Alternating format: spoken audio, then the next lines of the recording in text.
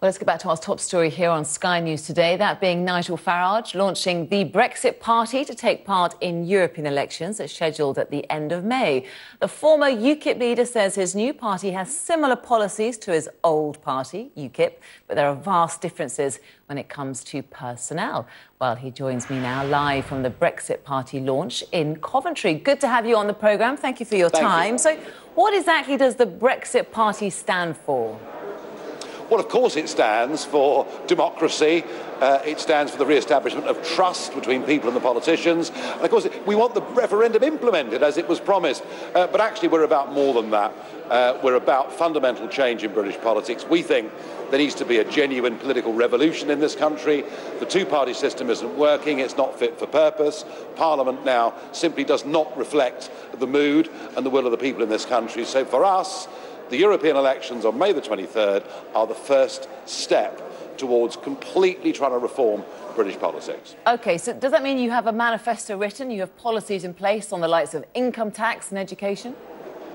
Oh, all of that's to come. It's a very new party, and we're going to fight a European election on those issues of democracy, trust, and indeed competence. Because one of the things that I'm quite proud to say is the Brexit Party is putting forward people who have had some serious success in business life, the sort of people who know how to do a deal. And I think it isn't just a feeling that we've been betrayed by Parliament, but there's a feeling there's almost no one competent running the show. And we're going to put a very different face on politics in that way. So competence, what about diversity? What's the percentage number of your candidates who have been fielded from ethnic minority backgrounds? Well, I don't know whether you saw the platform today and you saw our launch, but I think you'll find a much higher percentage than the other parties. What is that then? Give me a number, because you've got, I mean, how many candidates are you fielding? Well, I've only revealed four candidates so far, two of whom came from ethnically diverse backgrounds. That's 50%. It doesn't mean the whole list will be. Doesn't mean the whole list will be. And look, come on, we shouldn't be thinking actually too much about quotas and numbers. We should be thinking about ability, and that's what we'll do. And you're going to see a very considerable cross-section of this country standing for the Brexit Party. OK, now you're going to try and convince the electorate that you're different from UKIP, similar in policy but different in personnel. Similar on Europe, yes. Similar on Europe. OK, fine. But crucially different on personnel because of the problems that UKIP have had. But I just want to bring in the point that regarding your former Brexit Party leader, she's already had to resign on comments that she made on Twitter, very Islamophobic comments. I mean, this isn't the best of starts, is it? We had a couple of teething problems, and let me tell you something. We are going to be, as a party... She equated Islam to being submissive. We're going to be, as a party, deeply intolerant of intolerance. You know, we're not the Labour Party. We're not going to turn a blind eye to anti-Semitism or any of those things. We in the Brexit Party will not have it, all right? So how confident are you that the views of Ms Blakelock are not widely held within the Brexit Party? We will not be having it, all right? It's as simple as that. And are you confident that those views aren't widely held? This is just the beginning? Well, you wait and see.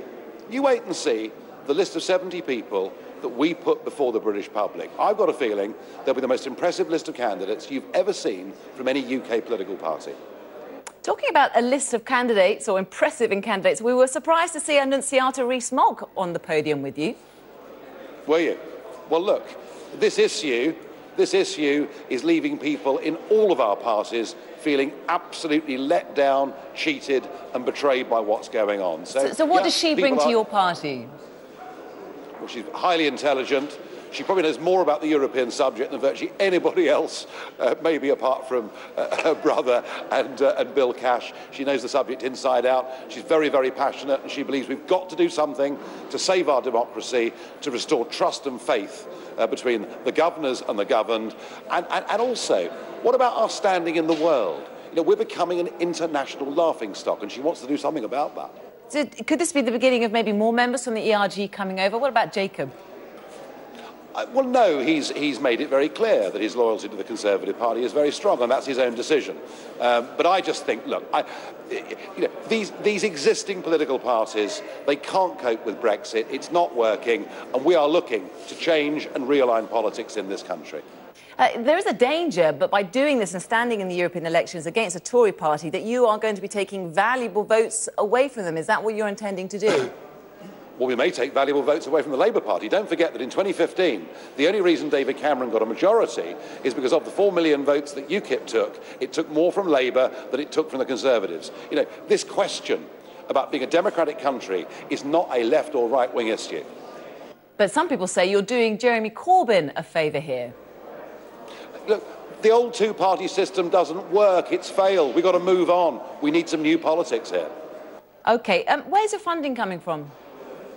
Well, that's the remarkable thing, and I think so far the most pleasing thing is that 10 days after our website went live, we've managed to raise over £750,000 in small donations, the biggest being £150. And that shows you there's an appetite out there in the country for something different. It's a fantastic start. So you're not just backers by rich billionaires here? Well, at the moment, we're being funded by ordinary people, giving us 10 quids, 20 quids, and up to and including 150 quids. And it's a very, very heartening thing to see. You're putting a huge amount of effort into the elections. There is a possibility that these elections never come for Britain. How confident are you that we will get to May the 23rd? Well, you can't start an election and call it off midway through. I mean, people have been cheated of one vote already. To cheat them of another one would be an outrage. But there is a chance, isn't there, that the withdrawal deal will make it through Parliament before this election date? What do you think about that? Could that happen? I just don't think, I just do not believe that Parliament is going to vote for this appalling new treaty. I just don't believe it, no. And are you preparing for a second referendum? Are you ready to fight that? Well, we shouldn't have a second referendum until we've implemented the first one. So if there is a second referendum in a few years' time, then, yeah, we'll be ready for it. There's no need to have one now. All we need to do is to deliver. People were promised explicitly that if they voted for Brexit in the referendum, that it would be implemented, and that's not happening. And that is an absolute failure of leadership and a breakdown of trust and democracy in our country. And a general election, are you ready for that? We're preparing for it. We're not ready for it. We're only a couple of weeks old. You know, we've done an awful lot in a short space of time. But look, the 23rd of May for us is the beginning of our political journey. And just very briefly, Mr Farage, is it time for Theresa May to stand down? Well, it was time for her to stand down a long time ago, but I guess she'll stay on. And I have to say, I think she's the worst leader I've seen in my lifetime. I was at the summit the other evening. It was pretty humiliating, even being a British person in attendance. We'll leave it there. Nigel Farage, thank you very much. Thank you.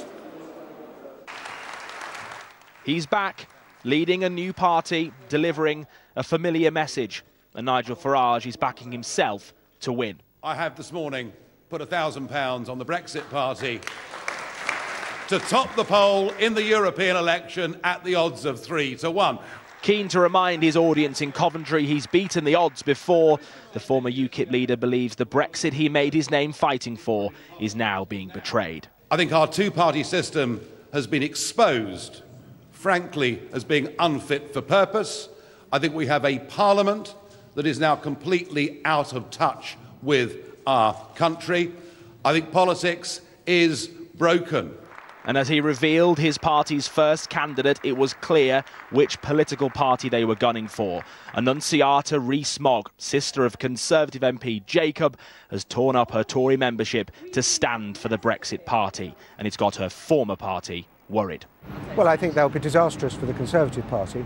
I think politics in this country is fragmenting very badly because the House of Commons has refused to deliver what the British people voted for in the referendum. The last time European Parliament elections took place in 2014, 2 years before the Brexit vote, UKIP, led by Nigel Farage, won the most seats, taking 27% of the vote, with Labour in second and the Tories in third. It gave UKIP 24 MEPs, 4 more than Labour and 5 more than the Conservatives. But UKIP is now led by this man who insists they are the true Brexit Party. Well, he isn't stealing my thunder. If you look at social media, we're getting tremendous support from social media, and he's not doing so well. Depends where you look, of course. But politics is a fight. It's a battle. We'll be fighting to win. But the independent group of former Labour and Tory MPs will also be standing, they say, to show Brexit cannot be delivered. The Farage message is, again, it's presenting this very populist, simplistic choice that you can have your cake and eat it. There will be no consequences. He would say it's because MPs like yourself in Parliament have refused to accept the result. No, what we've done is over the period of the last few years, we've looked at the trade-offs and the compromises, and we're saying people need the chance to see what this really means. A selfie, please. Yeah, go on. He hasn't needed much persuading to return to frontline politics, and he has just over 4 weeks to persuade voters to back him again. Well, Daniel is at Westminster for us now, as you can see. So how much of a political threat is he to the Tories, Labour and, of course, his former party, UKIP? Well, Charlene, right now politics is incredibly unpredictable. It'd be unwise of me or anyone to say how these European elections are going to go. They're an incredibly strange set of elections that virtually no one here wants. That said, Nigel Farage was quite clear, I think, in his press conference in Coventry this morning, that though he's going after all the main political parties, criticising them for what he thinks is a scuppering of the Brexit process, it's Theresa May and the Conservative Party, I think, where he believes he can get the most votes. The unveiling of Jacob Rees-Mogg's sister as the first candidate was proof of where he thinks he can get those votes from. Nigel Farage is someone, like him or loathe him, that has attracted millions of people to vote for him and his party in the past. Indeed, many here in Westminster believe David Cameron only called the referendum, the Brexit referendum, in response to UKIP eating away at Tory votes. So whether you like him, whether you don't, Nigel Farage is someone you simply can't ignore. Well, let's talk about Brexit now. Do you know where we are with the talks between Labour and the government at the moment? We do. John McDonnell, the Labour Shadow Chancellor, and Michael Gove have gone into Whitehall down the road from me here this morning. They are continuing talks. John McDonnell says they have been constructive and they are setting out a timetable over the next 7 to 10 days to see how they can structure these talks to come up with some kind of compromise. So right now it appears there'll be nothing imminent coming out of those talks, but clearly Theresa May has come back from getting that extension from Brussels and has continued to instruct her government, her officials, to speak to Labour in the hope that some compromise can be reached so the UK can avoid taking part in these European elections in May. OK, Dan, thanks very much. Now, after the latest delay to the Brexit process, political parties are gearing up to fight elections to the European Parliament in just 6 weeks' time. Under terms agreed with EU leaders, the UK has, of course, been given a Brexit extension until the end of October, unless an agreement can be approved within the next few weeks. Well, that means the UK is likely to have to elect new members of the European Parliament on the 23rd of May. And for those who have to organise elections, it means a race against time to get ready. Danny Savage reports. That is a very, very dramatic map to show you. That's a map which tells the story of UKIP's advance. Remember this, the last European elections the UK took part in. If Brexit had gone to plan, they were never to be held again. But it now looks like the ballot boxes are coming to a sports centre near you again. In York, the local returning officer is no stranger to snap elections, but admits there's a lot of work now to be done. Any short notice for any election causes us problems. It's around venues. Booking the venues we normally do 18 months in advance. Staffing is also a problem. Short notice for staffing, getting people to work on the polling stations. And the count, which is a Sunday count, is also a challenge. Do you think you'll be able to do it? Yes, we have to. If local elections are taking place where you live next month, you would have already had one of these through the post. Well, stand by for more correspondence through your letterbox, this time for the European elections. And as the parties hastily make their plans, what do voters think?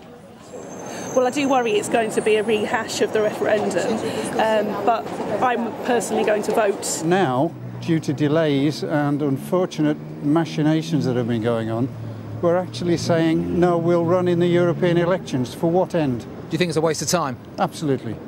I've lost the will to live, to be perfectly honest. Britain was such a proud country worldwide, and look at us now, we're the laughingstock of the world. There'll be around 39,000 polling stations popping up across the UK at the end of May. The cost to the government last time was around £109 million. But EU election turnout is traditionally low, just over 35% in 2014. Political experts, though, say they've got to happen. The issue with the European elections is that if all member states do not take part, then the Parliament essentially becomes an illegal organisation, a legal body. So all members of the EU who will remain members of the EU after the Parliament has been constituted have to take part. There is a chance that the European elections still won't happen if a deal can be agreed in the next few weeks. But this latest delay to Brexit has consequences, and this is one of them. Danny Savage, BBC News, York. Well, as campaigning then begins, as we've just been hearing for the European elections, former UKIP leader Nigel Farage has launched a new Brexit Party. In a speech in Coventry, he said politics was broken with a two-party system that can't cope with Brexit. He said his party's mission was to change politics for good and would be deeply intolerant of all intolerance. This party is not here just to fight the European elections on the 23rd of May this year. This party is not here to ask people simply to express their anger by going to the ballot box and voting for us on that day. No, no. The 23rd of May is the first step of the Brexit Party. Our task and our mission is to change politics for good, to change all aspects of politics in this country.